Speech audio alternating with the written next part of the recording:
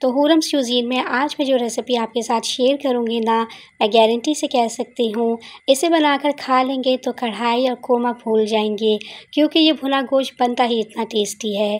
बिस्मिल्लाहिर्रहमानिर्रहीम, अस्सलाम वालेकुम। मैं हूँ अफशीन और आपको वेलकम करती हूँ हूरम्स क्यूज़ीन में। तो भुने गोश्त की इस रेसिपी में ना तो आपको प्याज को बारीक काटना पड़ेगा, ना ही ब्राउन करके निकालना पड़ेगा। बिल्कुल आसानी से बनने वाले जायकेदार रेसिपी है ये। भुने गोश्त की इस रेसिपी को एंड तक देखिएगा। रेसिपी अच्छी लगे तो लाइक कर दीजिएगा और हूरम्स क्यूज़ीन को सब्सक्राइब भी कर लीजिएगा। तो चलें फिर रेसिपी स्टार्ट कर लेते हैं। तो भुना गोश्त बनाने के लिए सबसे पहले तो मैंने ले लिया है बीफ, हाफ़ केजी 500 ग्राम बीफ लिया है मैंने। ये बोनलेस गोश्त है, आप चाहें तो हड्डी वाला गोश्त भी ले सकते हैं और चाहें तो यही सेम रेसिपी मटन में भी बना सकते हैं। सबसे पहले तो हम गोश्त में मसाला लगाएंगे। अदरक लहसुन का पेस्ट डालेंगे 1.5 टेबलस्पून, नमक शामिल करेंगे 1 टीस्पून, कुटी लाल मिर्च ऐड करेंगे 1 टीस्पून, 1 टीस्पून ही इसमें पिसी हुई लाल मिर्च का इस्तेमाल करेंगे। काली मिर्च पाउडर डालेंगे 1 टीस्पून। अब इन सारे मसालों को अच्छे से गोश्त में लगा देना है। बहुत अच्छे से इसकी मिक्सिंग करेंगे और तकरीबन 2 घंटे के लिए इसे कवर करके रख देंगे। तो मैं इसे 2 घंटे के लिए फ्रिज में रख रही हूँ, आप चाहें तो इसे ओवरनाइट भी रख सकते हैं।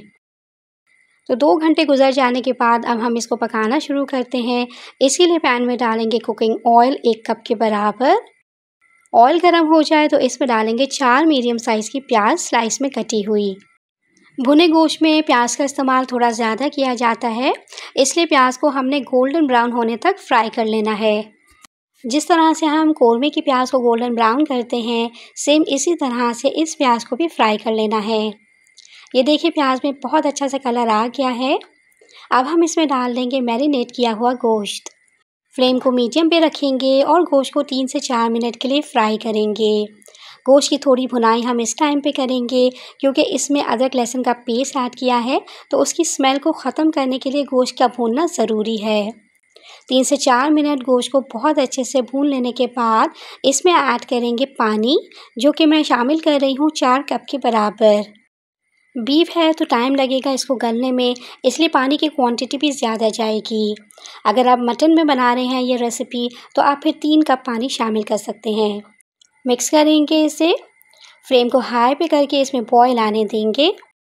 जैसे ही पानी में बॉयल आ जाए फ्लेम को मीडियम टू लो पे कर देंगे और कवर करके गोश्त को पकाएंगे 40 से 45 मिनट तक, या जब तक कि गोश्त 90% तक गल नहीं जाता।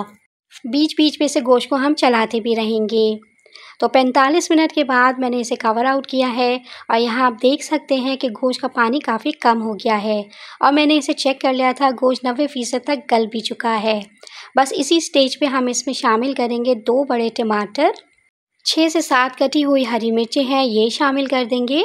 अब यहाँ 3 मीडियम साइज़ के आलू डाल रही हूँ, जो कि बिल्कुल ऑप्शनल हैं, आप आलू के बगैर भी इसे बना सकते हैं। तो फ्रेंड्स, अगर आपको मेरी ये रेसिपी अच्छी लग रही हो तो काइंडली इसे अपने फ्रेंड्स एंड फैमिली में शेयर कर दीजिएगा। चैनल पर न्यू हो तो सब्सक्राइब करना मत भूलिएगा। आप सब लोगों का बेहद शुक्रिया। अब एक बार इसे अच्छे से मिक्स कर देंगे। आलू को गलाने के लिए इसमें शामिल करेंगे 1 कप पानी। इसी पानी में आलू भी गल जाएंगे और बाकी जो 10% गोश्त गलाना है हमें, वो भी गल जाएगा। अब फ्लेम को हाई पे कर देंगे और पानी में बॉयल आने देंगे। जैसे ही पानी में बॉयल आ जाए अच्छे से एक बार इसे मिक्स कर लेंगे और मिक्स कर लेने के बाद मीडियम टू लो फ्लेम पे कवर कर देंगे 20 मिनट के लिए, ताकि आलू और गोश्त मुकम्मल तौर पे गल जाएं। तो गोश्त और आलू को पकते हुए 20 मिनट हो चुके हैं। मैंने चेक कर लिया था, गोश्त और आलू मुकम्मल तौर पे गल चुके हैं और ऑयल भी सेपरेट हो गया है। अगर आपके गोश्त में पानी मौजूद है और ऑयल सेपरेट नहीं हुआ है, तो फ्लेम को हाई पे करके आप गोश्त को मज़ीद भूनें। 2 से 3 मिनट तक आप भूनते जाएंगे तो ऑयल ऊपर आ जाएगा और पानी थोड़ा ड्राई हो जाएगा। ये देखें, बेहतरीन सी ग्रेवी तैयार हुई है। सेम इसी तरह की भुने गोश्त की ग्रेवी हमें तैयार करनी होती है।